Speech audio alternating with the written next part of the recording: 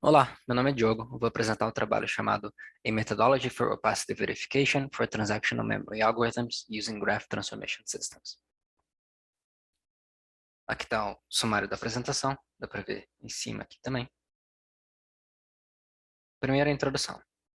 Um dos principais temas do trabalho é memória transacional, e a definição de memória transacional, ou TM, diz que provê um alto nível de abstração de controle de concorrência. Alguns benefícios de uso de TM sobre outros sistemas baseados em lock é a composabilidade, escalabilidade, robustez, produtividade. Existem três tipos de implementação de memória transacional, e a gente vai focar especificamente em software.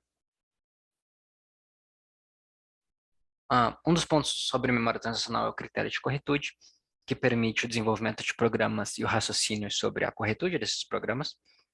Alguns critérios corretores propostos dependem da definição de história, ou history, e a gente vai usar o critério de corretude chamado opacidade. Trabalhos recentes em definições formais de memória transacional focam em condições de consistência, tolerância à falha e escalabilidade. O estudo sobre critério de corretude cai sobre condições de consistência. Aqui está um exemplo de história e a definição de opacidade. Histórias são uma sequência de ações, elas são ditas concorrentes e finais, concorrentes porque elas ocorreram de uma maneira paralela onde ocorre concorrência, e finais porque as operações já aconteceram, estou só observando o resultado delas. Aqui tem um exemplo com 3 transações, onde pode ser feitas escritas, leituras sobre uma memória compartilhada, e as transações podem comitar ou abortar. A definição de opacidade introduzida por Gehlwe em 2008 diz que todas as operações feitas por transações que comitaram aparecem como se tivessem acontecido em um ponto único, indivisível durante a vida dessa transação.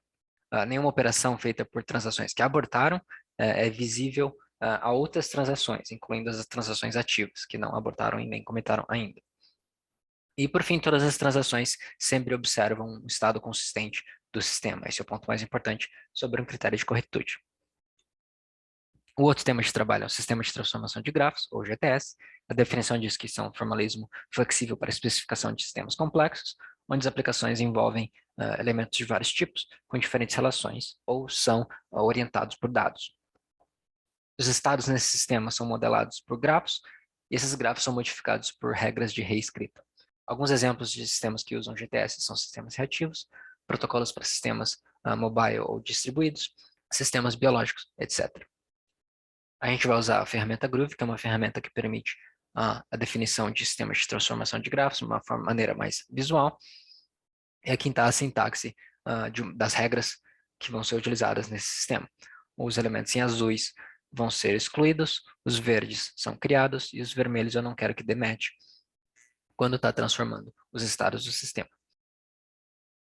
A proposta desse trabalho: o objetivo principal é definir uma metodologia para formalizar algoritmos de memória transacional utilizando sistemas de transformação de grafos, e também observar a propriedade de opacidade das histórias que esse algoritmo gera a partir de Computation Tree Logic, ou CTL. As principais motivações são introduzir um novo método para prova de corretude para algoritmos de memória transacional e explorar as caracterizações de grafos das propriedades de TM. As principais contribuições incluem uma formalização genérica de algoritmos de TM, uma abordagem que é capaz de ser estendida para novas caracterizações de grafos, e uma prova de corretude para alguns algoritmos já existentes. A metodologia que a gente segue é separada em 3 passos. O primeiro passo é a tradução do algoritmo para o GTS, que inclui um estado inicial, um grafo tipo e a tradução dos procedures, ou as funções do algoritmo. O segundo passo é gerar as histórias que esse algoritmo é capaz, utilizando o Label Transition System, ou LTS. E o terceiro passo é testar a corretude, a partir do critério de corretude, nesse caso, a opacidade, utilizando o Computation Tree Logic. A tradução para o GTS. Aqui a gente tem um estado inicial, com 3 transações que supostamente executam em maneira paralela, e o objetivo é gerar conflito. Então, as 3 transações vão utilizar uma variável em comum. E todas elas tentam comitar, porque a decisão se vai comitar ou se vai abortar cabe ao algoritmo. Aqui está as mesmas 3 transações, só que numa notação de grafo, onde eu tenho uma sequência de operações realizadas a partir dessa aresta next, e todas as operações carrega consigo mesma os valores necessários para executar essa operação. Além dessas transações denotadas anteriormente, o estado inicial inclui alguns itens que são chamados de globais, como a memória compartilhada, talvez a história em si que está sendo construída, uma lista de transações ativas, etc. O que o algoritmo precisar que seja, entre aspas, global. Novos estados são gerados a partir da aplicação de regras de produção. Então, eu tenho aquelas 3 transações ali com as operações do jeito que está. Eu vou aplicar alguma regra, vai modificar aquele estado e gerar um novo. E também tem um grafo tipo, que é utilizado para todos os estados dos sistemas, para garantir que está sendo sempre bem construído. Aqui tem um exemplo de grafo tipo. Eu tenho a história, que nesse caso tem uma flag chamada empty. Tem uma lista de transações ativas, a memória compartilhada, e aqui tem alguns objetos com uma relação de herança, que isso aqui é uma característica do Groove. Ainda na tradução do algoritmo para o GTS, o ponto importante do algoritmo em si são as funções dele. Então, as funções ou procedures são a função pode ser de init, read, write, commit, abort, etc., o que o algoritmo precisar, e isso vai ser traduzido para o GTS em regras específicas.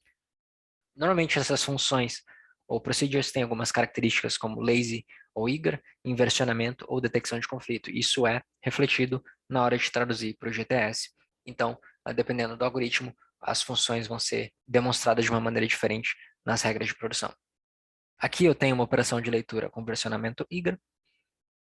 Ela vai pegar a operação atual, que tem esse OP apontando para ela, vai mover para o próximo, utilizando a seta next, e vai, utilizando o target que ela tem, salva na própria operação, pegar o mesmo item lá da memória compartilhada e criar um novo objeto no fim da história. Então, ela tem que ter esses dados salvos, pegar o valor de lá e criar um novo item na história, que aqui está marcado como last. O novo last vai ser esse item que eu estou criando agora. Então, ele salva também o ID da transação que fez essa operação, e no final eu vou ter a história mostrando a ordem que foi executada todas as operações.